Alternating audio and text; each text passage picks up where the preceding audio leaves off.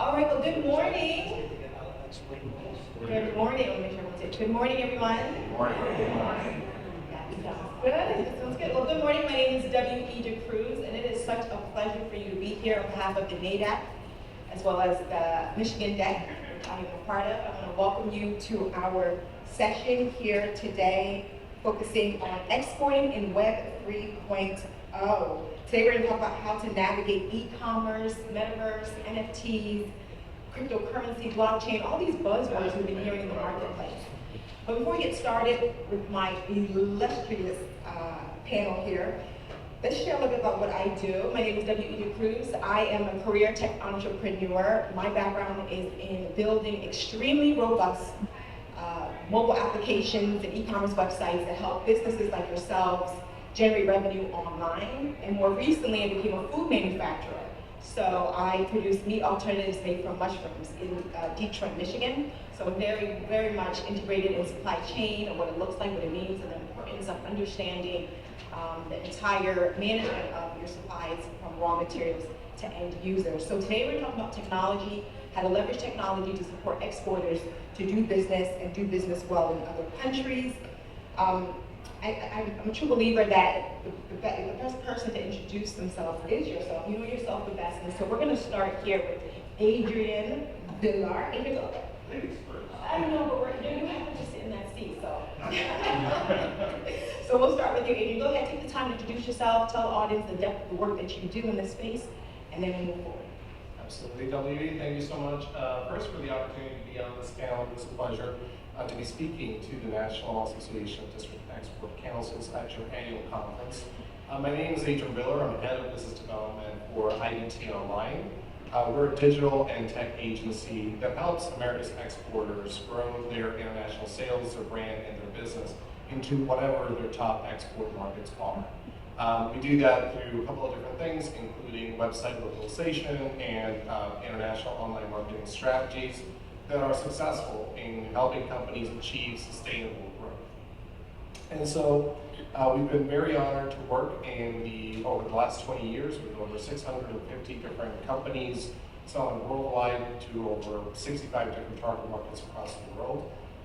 And we are very fortunate in helping America's exporters reduce the trade imbalance and growing sustainably into whatever the top export markets are. So I'm very excited to be on this panel and discussing the technologies of not quite tomorrow, more so today, and how those need to be understood and need to be built into your export strategy. And importantly, what I think will be the main takeaway today is that these technologies are not some frilly little thing in the future. They're things that need to be thought about, need to be considered, and need to be incorporated into your digital strategy and into your export strategy today in order for you to have sustainable growth tomorrow. Hello everyone, my name is Courtney Sanders. I'm the founder of CLS Training International, which is a leadership training and development firm that has 3 prongs. We started out by doing marketing training for women entrepreneurs, showing them how to create and maximize their digital presence in order to attract global customers and generate revenue. Because of that, we've also transitioned to doing leadership development trainings for organizations that are looking to retain and train their existing next-gen talent pool to become the leaders of tomorrow. We know there's a lot of leadership vacancies out there, so we want to support that. And because of the capabilities that we've been developing in our own firm, we also help exporters export their expertise through white label training and development solutions. So we've been working on some really innovative things. These are not your average Zoom meeting and click PowerPoint slides. We have really interactive trainings that we do for organizations all over the world with a focus in the US and Africa. So I'm really excited to be here. Good morning, my name is Mack, Hendricks. I am the CEO of FlyBall. So FlyBall is kind of a weird name.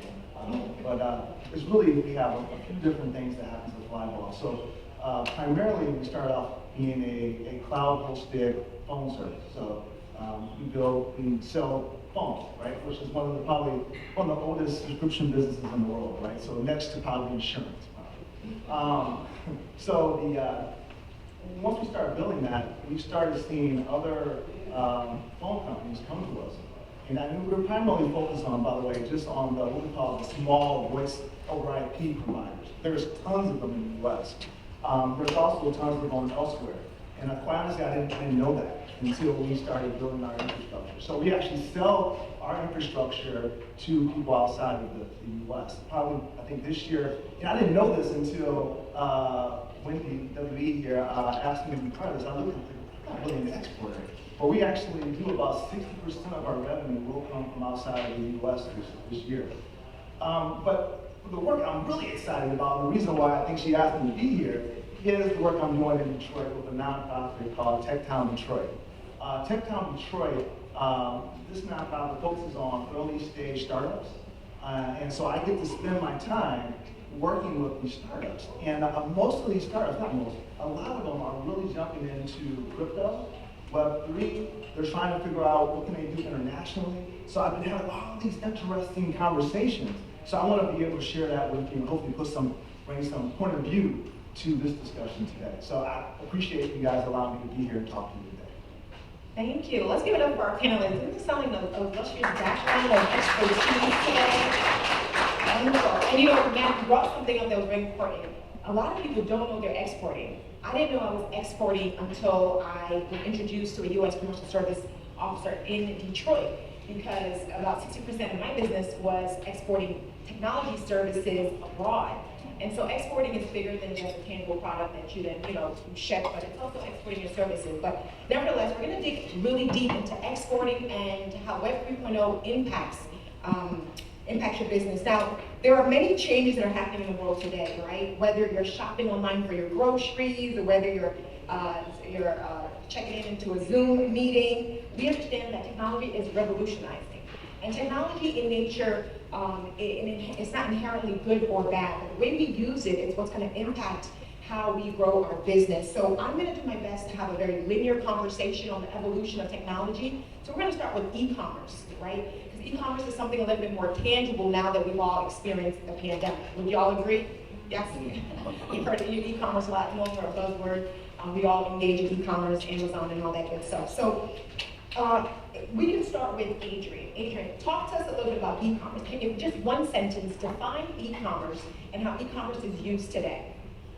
Absolutely, Ellie. Thanks for that question. And e-commerce is a very sort of broad term. If you ask the U.S. Commercial Service, you ask the e-commerce lab particularly, how they define e-commerce, it's pretty broad. They basically talk about, if you imagine a sales funnel, they're talking about all the activity in the sales funnel, anywhere from the sort of awareness stage that your buyer might have, all the way to the actual transactional process of procuring a good or a service via the website.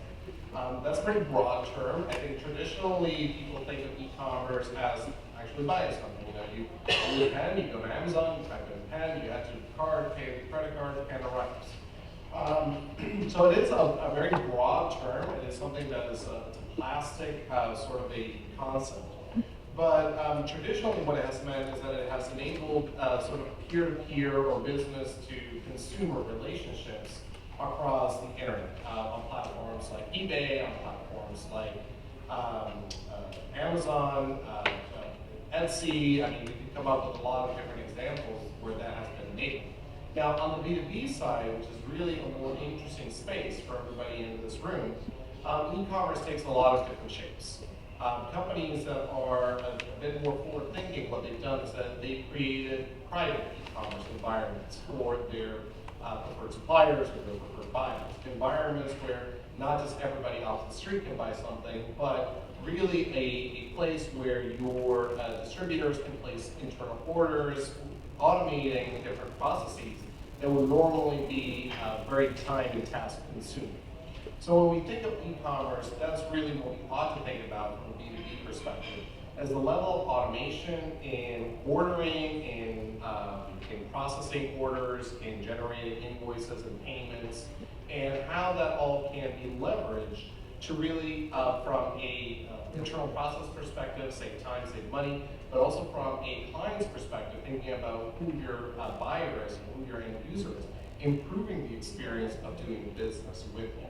And so empowering not just yourself and your organization to be more efficient, but also your client and your buyer to essentially get better experience, better customer relation experience, a better overall purchasing experience in doing business with you. So I hope that sort of answers the question. Again, it's a very sort of broad and plastic term. It can be defined however you want it to be defined. But it is those technologies that essentially enable you to automate sort of the ordering and shipping logistics, invoicing, payment processes that occur sort of behind the scenes in a transaction. And Adrian, I think that was a very, I think you gave a very in-depth response to that, which was really great. And when you listen to Adrian's response, it almost seems like e-commerce is the answer, right? Like, what's the point of revolutionizing e-commerce? Like, why would there even be something called blockchain if e-commerce seems to answer all those questions? Courtney, can you share with us some of the challenges of e-commerce and how we can go now into blockchain, how blockchain is addressing some of those challenges? Yeah, I think blockchain technology is so impactful and so amazing for e-commerce. I know for me as a service provider, someone that provides digital goods and provides online training, courses that people purchase the same way that they would purchase a pair of shoes, what's paramount for us is intellectual property. And I know for many, whether you're exporting products or services, dealing with different jurisdictions, not kind of getting the support that you need in those places in terms of that intellectual property can be a challenge. And so blockchain really takes the place of many intermediaries that we deal with that can, step in and say, hey, this came from this place, this is registered to this person. We layer that on with NFTs, and we're eliminating a lot of the challenges that we have when it comes to counterfeit goods, again, whether that's products or intellectual property with services. So that's just one thing I think about how blockchain really can transform and revolutionize e-commerce. But I mean, there's so many other avenues. We think with shipping and logistics. We think about last mile delivery in some of the more rural jurisdictions that we might be shipping to, and how many people have to be involved just to verify a lot of those transactions, making sure that things are getting to where they're going. Blockchain can really eliminate, almost 6 or 7 different people who are in that process. And so not only will those savings be passed on to us as the exporters into these countries and various jurisdictions, but I know we'll talk about this later, there's also an opportunity for economic empowerment for many of the local citizens on the ground, which is very important for a lot of these national jurisdictions who have various requirements, diversity and inclusion, mandates that they're requiring exporters like us to abide by when operating in their country. So the possibilities are endless. They're endless. And I know Courtney was definitely sharing a lot of different terminology. She said NFTs, she said blockchain. Let's take a step back and let's define blockchain, and let's define NFTs, and let's define smart contracts. Mack. Yeah, so good. You gave me a lot to do already. So look at, I think the best way to look at, let's back up a little bit. So we all heard about crypto, right? So we all kind of heard the whole concept of crypto. And what makes crypto so interesting and so unique is this underlying concept called blockchain, right? So really what blockchain is really a technology which allows you to basically really have a ledger that you'll be able to write these transactions to. And this ledger is something that can't be modified, right? So once you write the transaction to the blockchain, it can't modify. Which goes back to Courtney's point here, is that now it's very difficult to be able to modify what was actually added to the ledger, right? So if you think about physical ledger, you can kind of you can modify, mock up that ledger, change it. But with blockchain, you can't do that. So that's what makes it very unique. So now when you have this unique technology, this new technology underneath crypto, if you kind of going up the stack, now you start talking about NFTs, right? So you look at NFTs.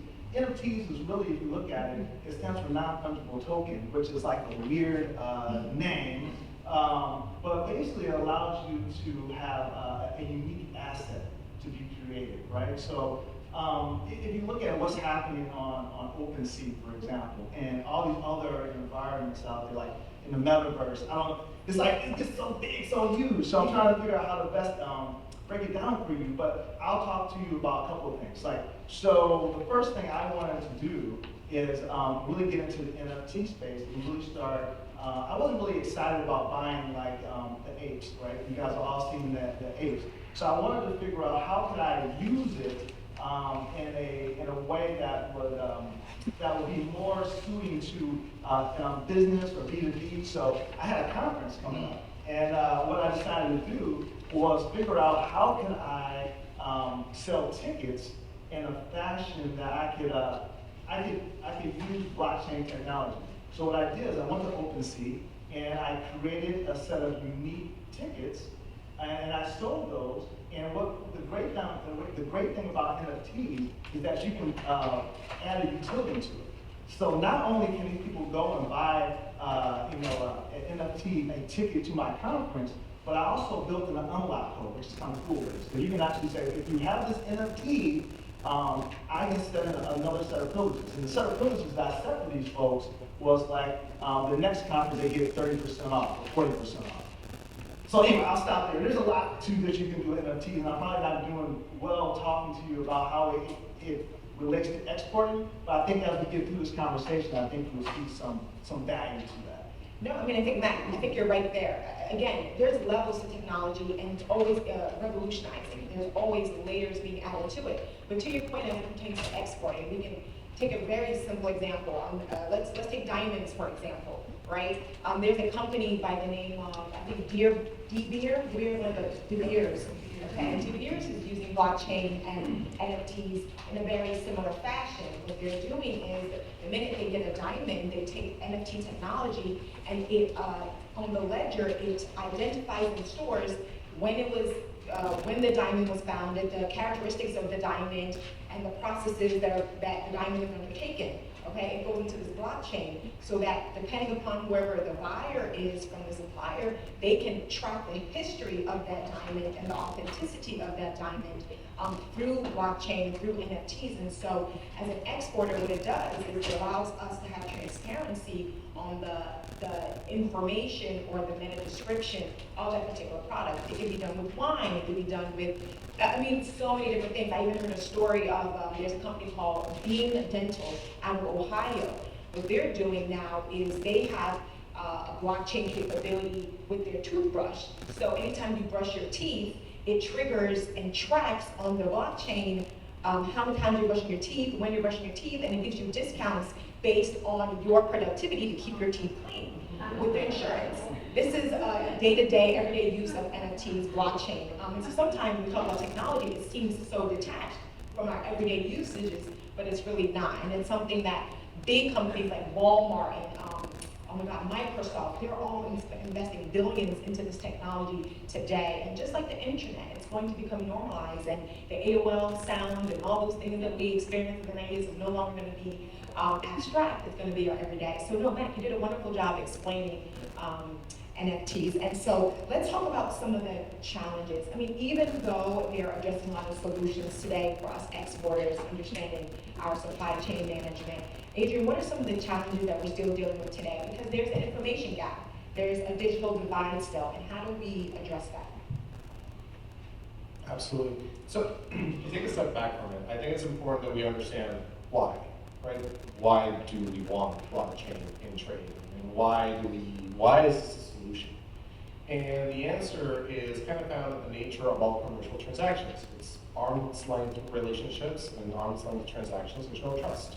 Trust is really the reason why the blockchain is a solution to a lot of transactional problems. Can I get a show of hands? Who's familiar with a company called The Real Real? All right, you guys know what The Real Real is, right? So this is a company that acts as an intermediary e-commerce platform where they essentially take used luxury items, they validate their authenticity, and they resell them. Why do they exist? Because there is a lack of trust in the system. If I buy a used Rolex, I don't have a lot of tools at my disposal to understand whether I'm buying a real Rolex or just a really, really good fake. So companies like that exist essentially to validate the authenticity, and they have tools at their disposal to do that. Now, let me give you an example of how The Real Real could cease to exist very quickly. If Rolex decided to create a blockchain where they would add not just the watch and give that watch an identifier, a unique identifier, but also all the components within the watch, then a company like The Real wouldn't really have a role in the transaction, because I would be able to go on Rolex's ledger and see that this watch has in fact been created in Switzerland on this date. It was sold to this distributor in Florida, then it was sold to a gentleman, sold to another gentleman, sold to another gentleman, and finally it's with me. So obviously that seems pretty simple, and in fact there are a lot of gaps in that process. And going back to your question, W, what are some of the challenges? I come from a background of aerospace and defense, and a blockchain has a very sort of pie-in-the-sky solution to a lot of real problems that occur in that industry. Traceability and what happened to a specific component and the history of the component are incredibly important in that industry, and people just genuinely don't trust each other. Even operators don't trust other operators, and certain operators are sort of frowned upon because they don't treat parts the way that another operator would treat a part.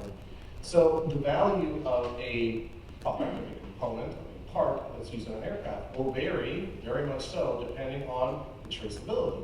Is it back to birth traceability? Can you trace it all the way back to Honeywell, or Lockheed, or Boeing? Or is there a gap somewhere where it traded hands and I don't know who owned it and how they stored it and all these good things? So in situations like that, of course, there is a potential, and a huge potential, for blockchain to solve a lot of those problems. But inherently, there is some gaps in that process, and it all has to do with technology enablement. In order to have an effective blockchain process, everybody in the process, everybody who is going to touch that part, needs to also be connected to the blockchain. They also need to know and understand the procedures for data entry. And so that is not always available, at least not right now. In the future, Mack talked a little bit about what the blockchain is. I think further explanation would be sort of permission-based blockchains versus permissionless-based blockchains. What that means is who can actually access the ledger. And it's very hard to scale a permissionless blockchain like Bitcoin. It takes a very, very long time for people to be able to access all of that. But a permission-based blockchain, where it's within a consortium or within a specific supply chain, a very tight supply chain, you can, as an organization, especially for larger enterprises, you can enable people throughout that specific supply chain to become educated on how it works, have the technology available so that it can be utilized efficiently and effectively, so that you can get all those benefits from the actual technology. There are companies out there that are already doing this. I'm not talking about something that's in the pipeline. IBM in particular, their Hyperledger, that's being used by exporters today, by Walmart today, to track shipments of cattle and beef, essentially, all the way from Brazil at the farm all the way to the port of Miami. They get pre-clearance from CBP and USDA. This is all real. It's already happening. So the fact that it can be enabled in sort of controlled and specific circumstances is really the opportunity before we're able to do that at scale. Again, those bigger platforms are going to be a lot difficult to scale because not everybody has the same level from an organizational perspective of tech competency and tech enablement. But that is something that will change over time. So we're in that stage of the cycle of adoption. You guys know the technology adoption cycle. We're in that upward slope where we have the early adopters, and we're getting to the point where we're going to have more companies, especially larger companies, be able to come out with sort of blockchain solutions for their own supply chains and for their own products that will then be adopted by other organizations. But the challenge is still, how can we scale the solution there? How can it be scaled? And the answer to that is there's no good answer. It's just going to take a very long time and a lot of education and a lot of training and a lot of understanding of how these technologies work, and then have real case usages of implementation so that other companies can simply copy and paste best practices. Wonderful. And Adrian, you mentioned a lot of great points. And I want to make sure that we also touch on augmented reality. We've also heard the buzzword of meta, so we'll get into that before we open up for questions. But one of the challenges that reflects your response is the barrier to entry. The names, some of the examples that we would get in our big name companies who have the resources right now to participate in this new technology and get a head start. And so Courtney and Mack, because I know you work in the community with startups and entrepreneurs who are trying to find ways to position themselves. The barrier to entry into this space, the barrier to entry into cryptocurrency and technology and tokenism and the idea, there's pros and cons. I'm going to kind of move this conversation into the digital divide as it pertains to using cryptocurrency, but on the other front, how the metaverse and cryptocurrency is giving people in lower socioeconomic categories an opportunity to engage. So we'll talk about barrier to entry into the space of cryptocurrency, Mack or Courtney, either one of you can.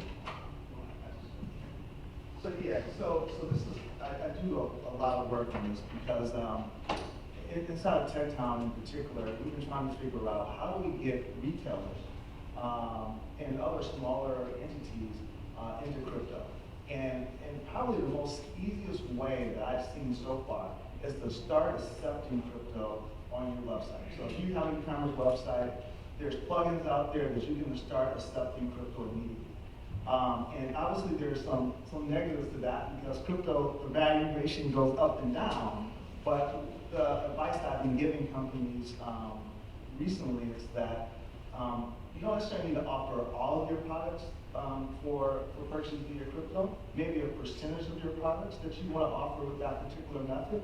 And then the other method is that you have to do a little monitoring, but you can actually, once you get an order that comes in with crypto, because I don't know, I still get orders, I still get email notifications when orders come in. I don't know about y'all, I still get orders. So and you can move that money out of your crypto account into some bank account, something of that nature. That way you can protect yourself from ups and downs. So I guess what I'm trying to say here is that it doesn't take much to get started. I mean, you just need to jump into the game, at least around being able to accept the currency. And then from there, you can start thinking through your strategy on how you actually want to go beyond that. But that's the first thing I would say.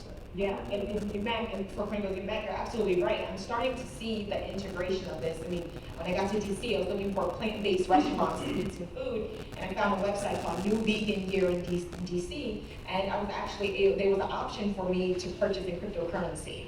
And so I'm starting to see the integration of it on a day-to-day, everyday usage. I was applying to an executive education program in digital assets at Wharton, and I'm able to play on cryptocurrency. So you're starting to see the integration of this utility with education platforms, restaurants, and so it's true, just taking those baby steps to see if this is really something that can help you grow and expand your business, especially if you're looking to do business in other countries and people who may not have access to traditional revenue but may have access to cryptocurrency. It's another way for you to do business with them as an exporter.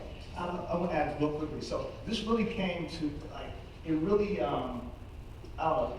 I wouldn't really think about it. I was just like, I'm going to support crypto on my website, and I've been telling other retailers to do it. But it hit me when the Ukraine crisis happened, and I had some customers in Russia, right? And they're like, they couldn't use the standard banking system. So the only way that they could pay me the money they owed me was via crypto. So sometimes you don't see how important it is until some event happens and you need to actually start executing or leveraging this payment mechanism or this concept of crypto. So, and also it was a good way for, I know I'm just talking, and the other good thing was that it allowed me and allowed other folks that I've been talking to at least start, a lot of you may not be in crypto right now. One of the best ways to get in crypto is to have people pay you. So now you start getting those crypto tokens, and then obviously you can do whatever you want. You can push it off and be an asset on your balance sheet, or obviously, like I said before, you can cash it out. So that's it. Right. Thanks, Mack. I think that was a great description of some ways we can create opportunities for individuals on a consumer front. I think for many who are in this room who are interested in exporting into other countries, we can't forget that blockchain, and particularly something that we haven't talked about, which are decentralized finance protocols, I think are really important and great opportunities for us as well as the countries that we're going into to also empower their communities as well. So I mentioned earlier, I know many countries are now having certain mandates for exporters where they want you to either provide a certain amount of equity of your company to local populations that have been disempowered. I know one such program is in South Africa called the Broad-Based Black Economic Empowerment, or BBBEE, which requires that exporters do provide a certain level of equity to Black South Africans who have been disempowered via apartheid and the like. And so while that's typically difficult for US-based exporters to do, they have something called an economic equivalence program where if you don't want to give equity, you can instead invest in a project locally on the ground that would provide the same net benefit to local disempowered communities that they're trying to do. And again, these are mandates for exporters who want to do business with the government, or who want to do business just in the country at all. And I know this is just one example for South Africa, but many countries are doing something similar. And so the cool thing about blockchain is that there's a related technology or understanding, which are smart contracts. And so smart contracts use blockchain technology and allow us to really bypass a lot of the traditional broker relationships that we've had to do because of that whole trust and verify process. And so if you have a smart contract where as soon as the goods land at a place and someone's literally scanning a QR code and it's triggering a smart contract that knows to look for what it's looking for on the blockchain and verify and do this, it literally eliminates a lot of the intermediaries that we're dealing with, particularly small exporters who have to pay fees and commissions to larger intermediaries just to get their products in the country. And so with those savings, we are not only investing in technology that allow us to do business on a greater scale, but then we can package that as part of the programs that we're doing for these local governments who want us to empower people on the ground. And so the great thing about smart contracts and what's known as DeFi, or decentralized finance, which is where these types of transactions would happen. For instance, you think about title companies, right? I recently purchased an investment property and I had to deal with a title company who had to verify that there aren't liens on the property and all these different things. These smart contracts can literally eliminate a lot of that. And so there's so many of those types of relationships that we're dealing with in the export industry. And so once those are not only eliminated, we can then invest in that technology, and then local communities, whether it's here in the US or abroad who don't have access to crypto, can also earn money. They can earn tokens by staking on DeFi. So however much money they have, whether it's $100 or $1,000, they essentially are providing liquidity to these decentralized protocols or new technologies. And by providing that liquidity, literally just parking their money there the same way that they would do at a bank account, those firms who are now investing in that technology are paying interest to those communities. So it's such a win-win situation where we're eliminating a lot of the fees that we're used to paying with intermediaries, but then the governments are getting the economic empowerment that they want for their citizens on the ground, and the citizens themselves are not only earning money, but they're getting involved in this Web 3.0 amazing revolutionary space, you know? I always use the example, imagine if in the 90s, if you could not only invest in, I don't know, JavaScript or any of these like protocols that are so commonplace on the internet, but you actually could own them as a token, and how much would it be worth today? And so we're in that space right now, and we get to do this on a global scale, and it benefits us now, but it also benefits those that we're working with in the future as well. So as you can see, exporting in Web 3.0 is revolutionizing our processes, our traditional processes. And the goal and the purpose of this particular panel is to see how we can get in front of it, and how, if not you as an expert, can help to train your team or engage your team, but to find people on your team to lead you into the future that's being created today. Now, there's a few other layers to Web 3.0, one of them which is augmented reality and virtual reality, and I just want to touch on that real quickly before we open up for questions. I'm going to make sure I get my numbers right. PwC did a report recently on virtual reality, and they said that VR, virtual reality, or AR, augmented reality, have the potential to boost GDP globally by 2030 by up to 1.5 trillion. 1.5 trillion. That's a major finding of the economic impact assessment that was recently conducted. So what does this mean for exporters? What does this mean for exporters? What does that look like? We've all heard Meta. We've seen Facebook transition to Meta. And we see it in the lens of gaming, but it's bigger than just gaming. Adrian, can you speak a little bit about augmented reality for exporters and what that looks like, and how we can be part of the 1.5 trillion that is projected for 2030? Absolutely, and just to again, take a step back, for anybody who is not familiar with sort of that virtual space and what it looks like, what the Metaverse actually is. Does anybody in the room have kids or grandkids, let's just say between the ages of like 5 and 15? Show of hands. Any of them play a game called Roblox? Okay, sit down with your child or grandchild, go right next to them and tell them to explain to you how Roblox works. It's a metaverse. And yes, it's a game, but that's how most of these technologies get fleshed out in time. Roblox also has its own currency. It's a virtual currency. It's not a cryptocurrency, but it works and it operates just about the same as virtual currencies work, called Robux. And guess what? On Roblox, you can buy NFTs because they sell digital assets. They sell little things for your character, where or where to live, and those are NFTs. They cannot be duplicated. There's a limited number of them, and they can be traded within the game. So there is a scarcity built into the game itself, to the assets that are available within the game, and that creates a little bit of transaction. So if you're curious and you just want to play in sort of a low-risk environment and see how that works like, Roblox is sort of a cool place to kind of start experimenting with that. Now, to answer the question of where VR and augmented reality can be a tool for exporters, think about service exports. In products, it's a bit of an opportunity for you to perhaps engage with clients and create awareness and have them test and review products and that sort of thing before they actually get a physical version of it. But in services, and I'll give you a specific case study, it's really a fascinating space. There are a couple of companies that are experimenting. Again, I'm going to default to aviation and aerospace because that's just my background.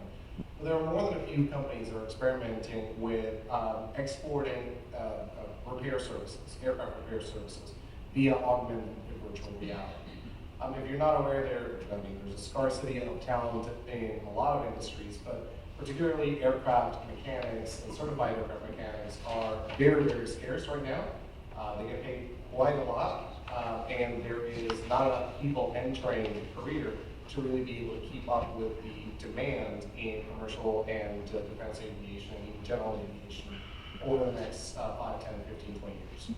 So solutions are available for that problem. Augmented and virtual reality can be a part of it, where you have new companies that are essentially becoming providers of repair services remotely. So say that an aircraft breaks down in a country where they just don't have a certified mechanic who has the knowledge or the talent to fix a specific problem. The aircraft is on the ground and can't take off. That mechanic, if they have access to the technology, can wear virtual reality goggles and be communicated in real time to a professional licensed mechanic in the United States who knows how to fix that problem and can guide, by looking at the problem in real time, guide that mechanic with his knowledge, with his expertise, and his to really be able to address the problem. We've seen that in medicine as well. We've seen that across a variety of different fields. So service exports, which often are pretty challenging, I think those would be sort of the primary beneficiaries from the implementation of this technology, and it could really help scale from a service perspective our expertise here in America and creating subject matter expertise around a lot of different technologies and exporting that to markets. And then the benefit of that is that communities that are developing are able to get that knowledge. They're in the receiving end of that knowledge that they might otherwise not be able to get. What are the odds of this mechanic being able to travel to the U.S. and get that level of instruction from a master technician on a Boeing 737? Maybe not that great, but the fact that they're able to communicate and share best practices in real time over virtual technology also creates a transfer of knowledge to those communities where that are being served. So there's a lot of opportunities. And I love that phrase, transfer of knowledge. There's a young man in this room, Asante. He's in the back, wave your hand, Asante.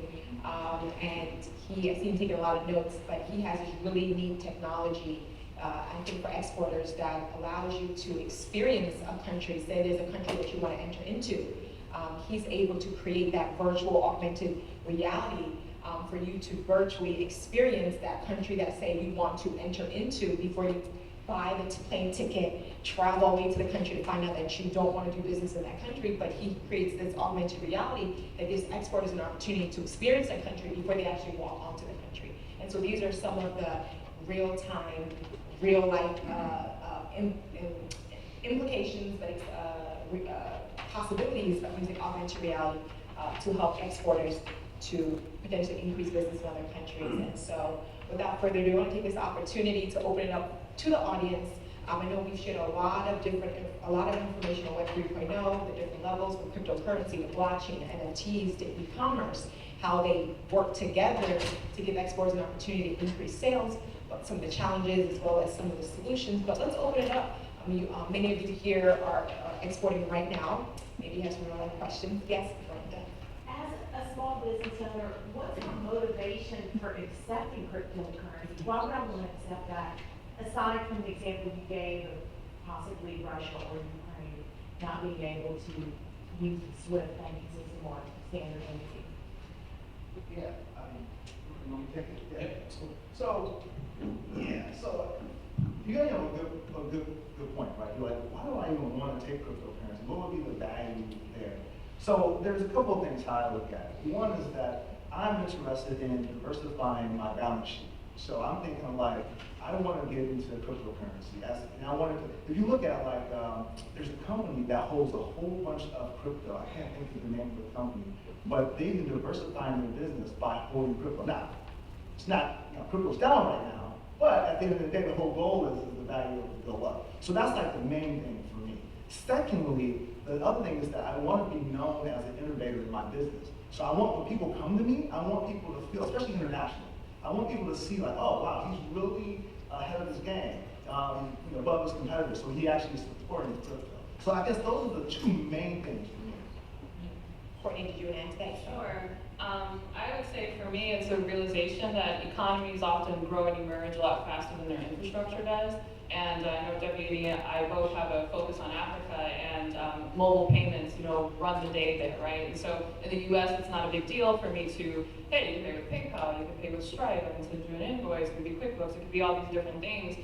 There are economies that are growing, this emerging middle class that we see in a lot of different nations that could be great consumers for a lot of the things that we are producing, but they just don't have access to payment processing infrastructure that we think is really commonplace. And so just making yourself available to cryptocurrency, or at least having the infrastructure on your own website, or having a shopping cart that supports that, I think you'd be surprised at how it can open up, especially when we think about using NFTs and the Metaverse as creating separate revenue streams, right? I know for those who produce consumer products, as people get more enmeshed in the Metaverse, they want to take their favorite goods and services in the Metaverse with them, right? So they have their physical reality version of their favorite luxury good, and then maybe they want their favorite luxury good in the Metaverse as well. So how is that transaction going to happen? Are they going to write you a check for, their digital Louis Vuitton bag? I mean, we don't know. So having availability with these different currencies, I think just kind of future-proofs your business and makes you available to economies that are growing a lot faster than their payment infrastructures are. Wow. Yeah. Beautiful answer. Okay. Sorry, I just wanted to add something to that. From an accounting perspective, blockchain payments via cryptocurrency are immediate. There's no settlement time. You pay with a credit card, you pay with PayPal. There's a settlement period. There's dispute periods. This is pretty much as secure as a wire, but it's a lot faster. It's immediate settlement. And the problem with international transactions, we've talked about SWIFT briefly, but SWIFT payment can take, if you're lucky, 2-3 days. If you're unlucky, 2-3 weeks, and you're sitting around trying to wait and see if it shows up on your. That doesn't happen with crypto. And then if you're concerned about holding crypto, understandably, the way that the crypto market is behaving right now, a lot of people are nervous about holding crypto for a long time. You can convert that to your preferred currency immediately. So once it's in, you convert it to US dollars, and then it's in your bank account. You don't have to worry about the volatility of the market. So just from an accounting perspective, it's a speed of stuff. Yeah, I mean, and just to solidify and cement all three of those comments, diversify your portfolio, to Courtney's point, for us who focus on U.S.-Africa trade relations, there was a point in time when I was building e-commerce websites where I was integrating mobile payments that were specific for those target markets. So here in the U.S., there's Cash App, but someone in Africa can't Cash App me a payment, correct, right? So even though I would integrate the mobile payment processing system of that country, there were still currency conversion issues. If it was Nigeria to Ghana, and it was just all these fees for currency conversions. But with cryptocurrency, it's one type of token. And so we don't have those issues of losing revenue because of a currency conversion. And so that's kind of one of the reasons why we participate in cryptocurrency and encourage our international companies that we help with their technology to go. I saw Ann's hand first, and then I will go to you. This is just kind of a add-on to what you just talked about. Will this do away with banking services as far as Ex-Im Bank credit insurance or letters of credit? I mean, how does the traditional payment mechanism, how do they interact with the crypto? Or are we taking these intermediaries out? What kind of impacts that have? Yeah, you know, there's a lot of depth to that question, and I don't know if we have the full answer, but what I can say is oftentimes innovation precedes a lot of these traditional structures.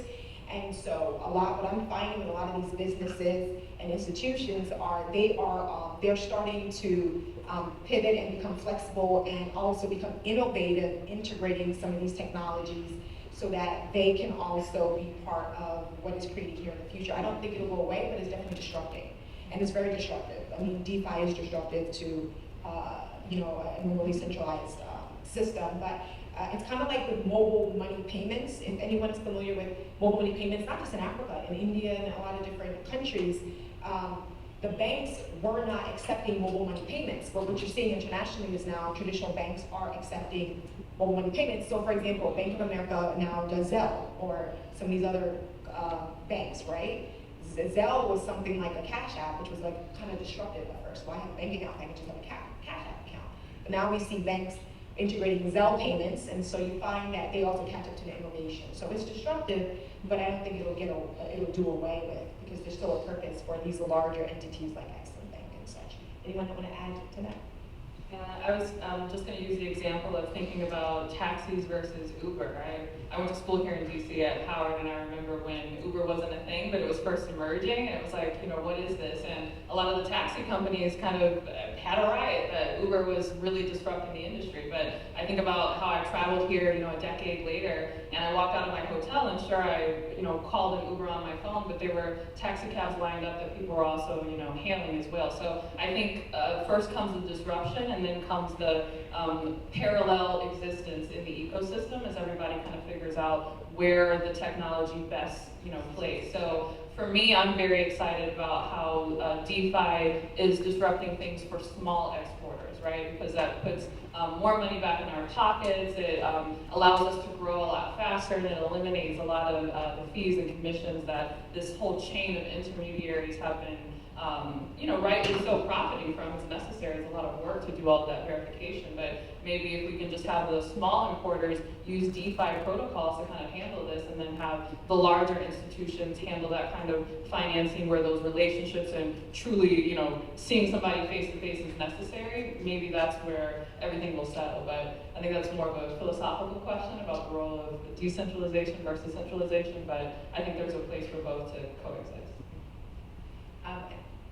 Hi, Owen George. I'm with the North Carolina DaCruz, and I serve as a business advisor in North Carolina.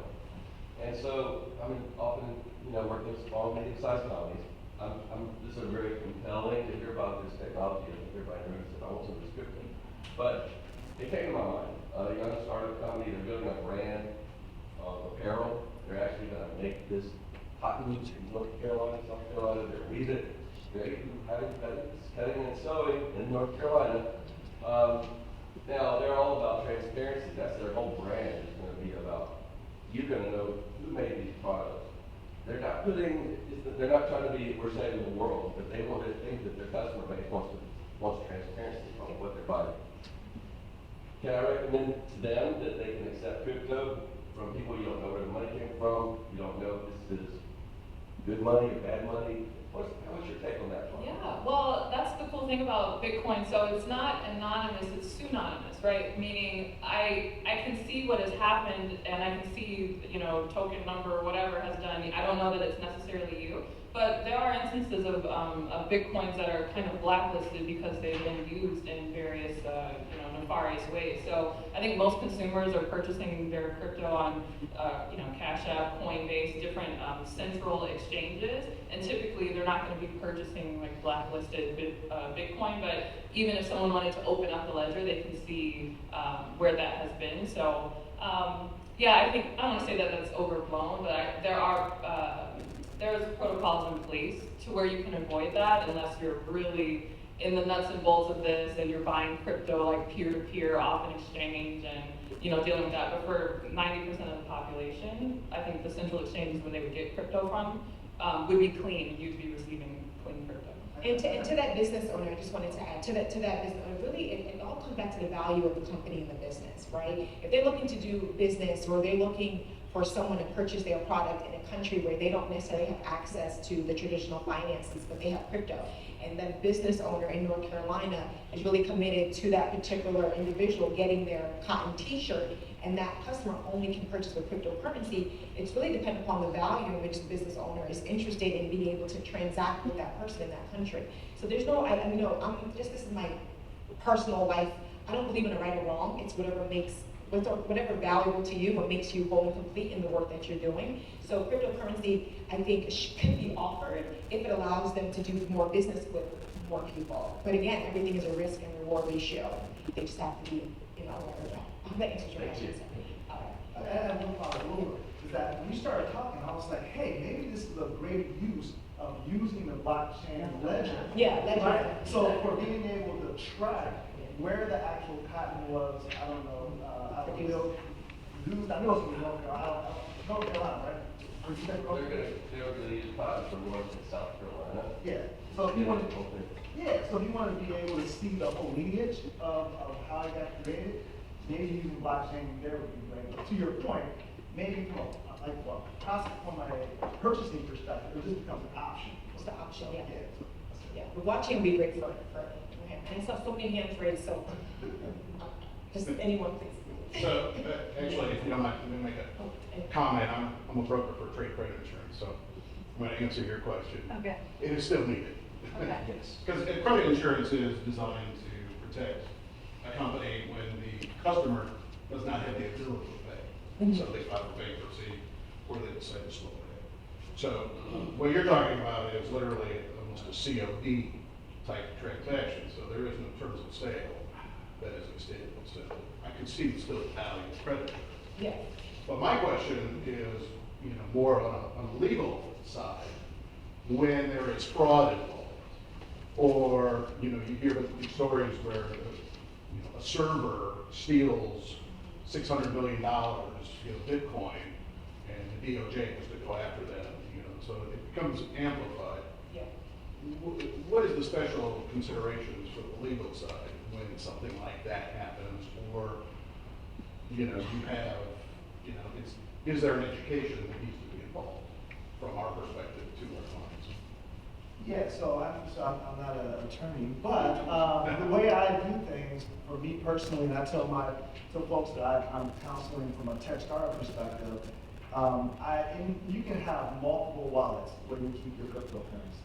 So I recommend that you keep a wallet separate just for getting payments for your business versus your your personal. Or you can even segment it even more, right? So you can minimize the impact if somebody gets a hold to your wallet. So it's really more of how do you minimize or an attack from happening more than anything. So I don't know if anybody else has a question. I'll answer that because I have dealt with scam myself personally and lost money from it.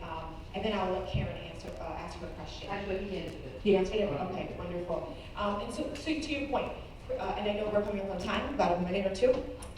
So to your point, anytime I engage or when I speak about Web 3.0, I make sure that I engage as a consumer because I don't want to just be academic in nature in how I understand this landscape. And so I have purchased NFTs, I have multiple digital wallets, and I have been scammed. But the scam was not because of the structure and the nature of cryptocurrency and the way it works. Because when you work with public and private keys, the way it works, it's not really possible for someone to get into your digital wallet unless they scam you in such a way where they get access to your computer or you accidentally give away your private key. So the way I was scammed is I was in a particular group online, and again, these are some of the challenges we have in this landscape. I was on a platform called Discord. Discord is where people are having conversations around NFTs, crypto. And someone with inside of Discord posed as the administrator to an NFT project. And not knowing, because it looked so real, I thought it was an admin that was helping me to troubleshoot an issue, but in reality, they sent me a link that I clicked on that gave them access to my digital wallet.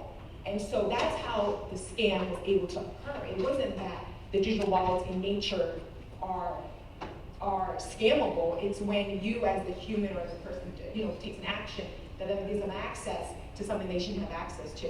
So it is real, and I didn't get my money back for that one in particular. I got scammed a few times, but that's how you learn. That's how you learn. You have to have sweat, blood, sweat, and tears in this. And so I've been scammed. I know how it feels. It doesn't feel good.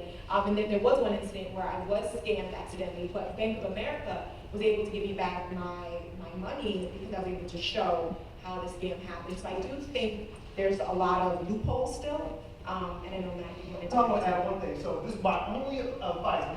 The only thing you take away from what I said today is that create yourself a dummy wallet that doesn't have anything in it. Whenever you go to a website that you've never been to or you don't trust, use that wallet. This is real simple. Inside of your browser, you can select what wallet you want to use. Just use that one when you don't know, you don't trust the website. And that will minimize it. And that's the thing. It has to be like a human error for you to potentially put yourself in a scenario to get scammed.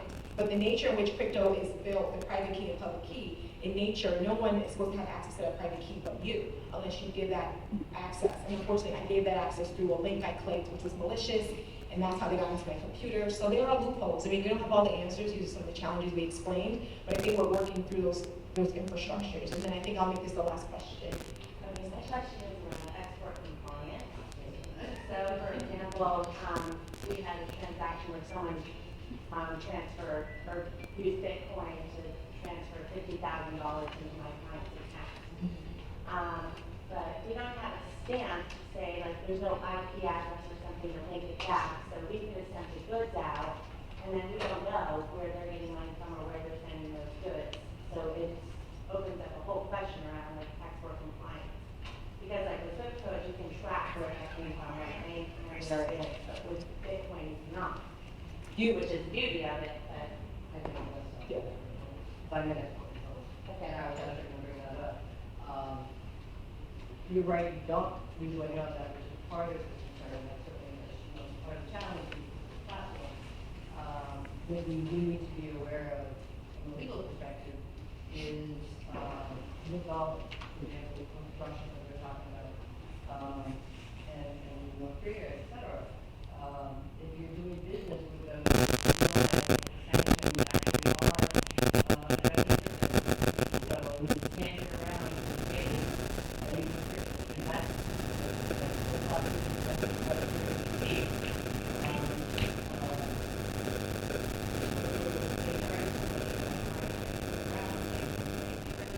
and that's that's going out.